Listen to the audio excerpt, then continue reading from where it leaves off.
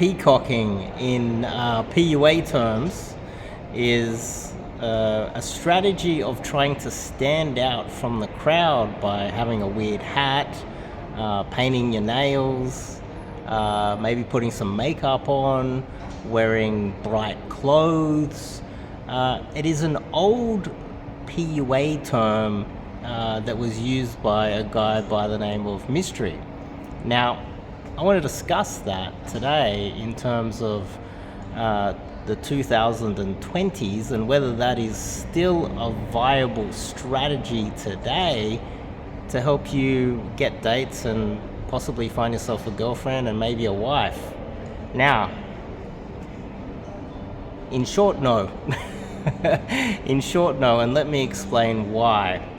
When peacocking was developed, the West was a far safer society. Safer for men, that is. There were far less immigrants that happened to be foreign agents corrupting the political system. Me Too is a foreign agent strategy.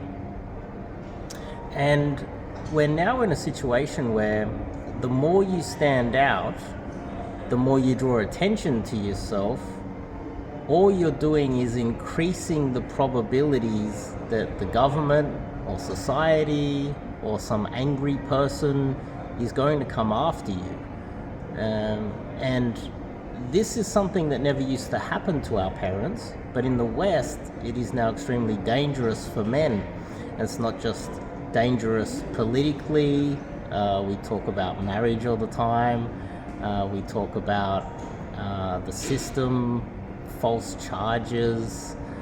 We talk about how almost every aspect of Western society is kind of conspiring against men like myself and men like you.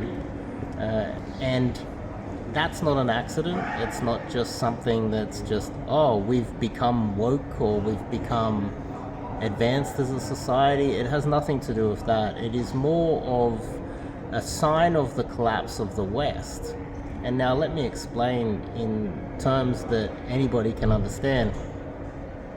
When you think of the Soviet Union before it collapsed and certain forms of poor countries that were communist,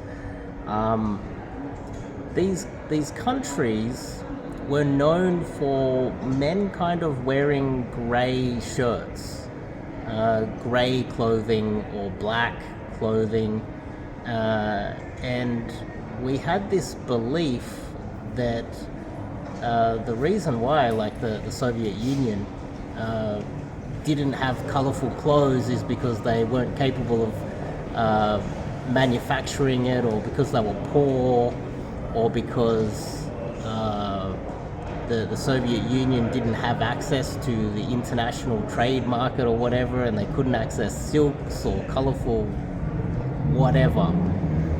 That's not the real reason. The real reason, this is my opinion, and a lot of people would back this up, is that the men in the Soviet Union didn't want to stand out because it was dangerous to do so. And so these days you will notice that there's a lot of men that are doing what they can to wear a plain black shirt, wear something a little bit plain, wear the standard suit to fit in. You're not seeing too many men peacocking, and unless they're the CEO of a company wearing a suit with a nice pink shirt and standing out in the workplace, you'll notice more and more men doing everything they can to fit in.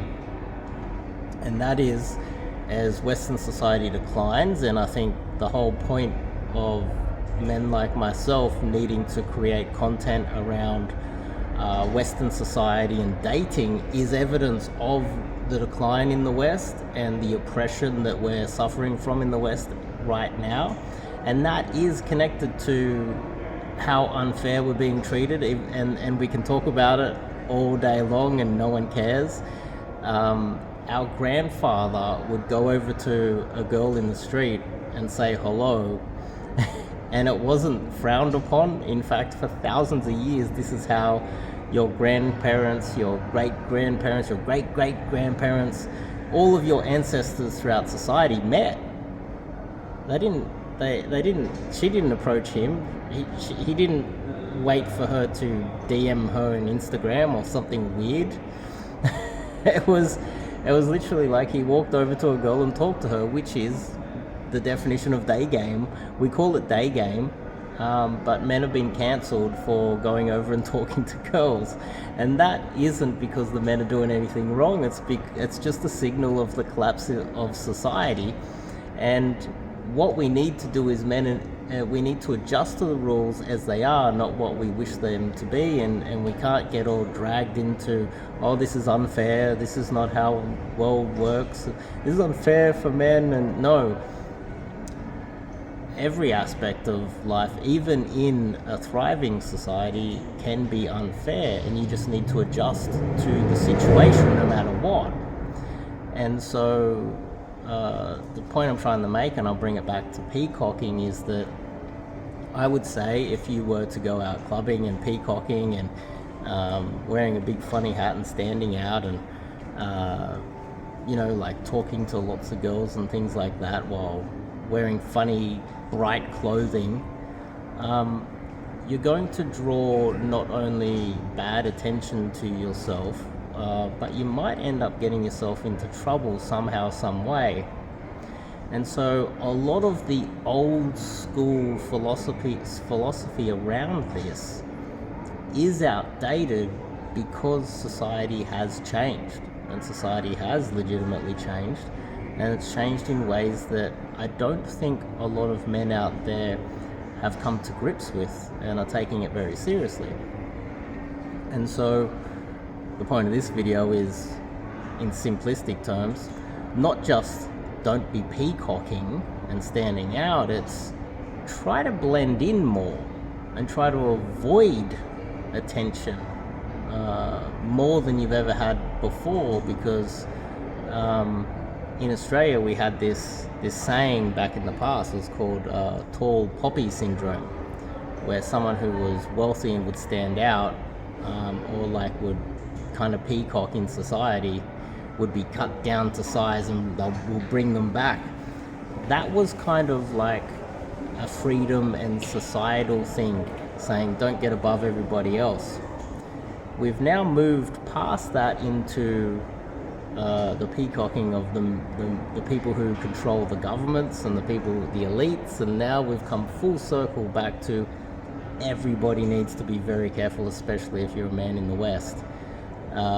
Just like in the Soviet Union, if you were to stick out, stand out, and wear that floral shirt, maybe you found yourself sent off to the gulag for absolutely no reason and was out of your control.